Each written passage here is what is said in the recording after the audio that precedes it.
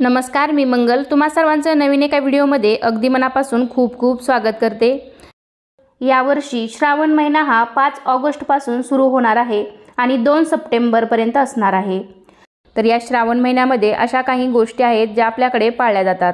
त्यातीलच एक प्रकार म्हणजे श्रावण महिन्यामध्ये केस कापले जात नाहीत किंवा दाढी सुद्धा केली जात नाहीत, तसेच मांसाहार केला जात नाही, नखे कापले जात नाहीत, दाढी केली जात नाही, तर इत्यादी गोष्टी या श्रावण महिन्यामध्ये केल्या जात नाहीत। तर श्रावण महिन्यामध्ये केस का कापू नये किंवा दाढी करू नये या पाठीमागे काय कारण आहे हे आपण आता जाणून घेऊयात। श्रावण महिना हा पवित्र आणि धार्मिक महिना म्हणून ओळखला जातो।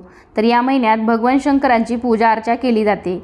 श्रावण महिन्याच्या दर सोमवारी अनेक भाविक उपवास करतात।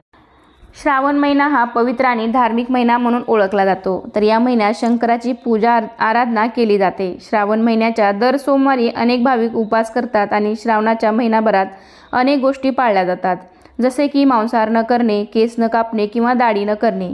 तर हे सर्व या महिन्यामध्ये पाळलं जातं। पण तुम्हाला माहीत आहे का की श्रावणात केस कापू नये किंवा दाढी का करू नये? यामागे आध्यात्मिक कारण असू शकतं। अनेकांना असं वाटेल, पण यामागे वैज्ञानिक कारण सुद्धा आहे। आज आपण त्याविषयी जाणून घेणार आहोत। तर जुन्या काळापासूनच श्रावण महिन्यात केस कापू नये असे सांगितले जाते। पूर्वी केस कापायला चांगली उपकरणे नसायची आणि उपलब्ध उपकरणे ही लोह धातू यापासून बनवलेली असायची। या काळात वीज नसल्यामुळे अशा उपकरणापासून दुखापत होण्याची भीती जास्त असायची। त्यात श्रावण महिन्यात पावसाचे वातावरण असल्यामुळे साथीचे रोग पसरण्याची भीती असायची आणि जर एखादी दुखापत झाली तर त्या महिन्यात जास्त ऊन नसल्यामुळे जखम लवकर भरायची नाही। त्यामुळे डोके आणि चेहऱ्यावर कोणतीही जखम होऊ नये म्हणून श्रावणामध्ये केस कापू नये असं म्हटलं जायचं। तर श्रावणात केस न कापण्याचं किंवा दाढी न करण्याचं हे आध्यात्मिक कारण असल्याचं समजलं जातं। तसेच अनेक लोक या महिन्यामध्ये नख कापत नाहीत, मांसाहार करत नाहीत। तर या श्रावण हा अत्यंत पवित्र महिना मानला जातो, त्यामुळेच या गोष्टी अनेकांना करणं योग्य वाटत नाही।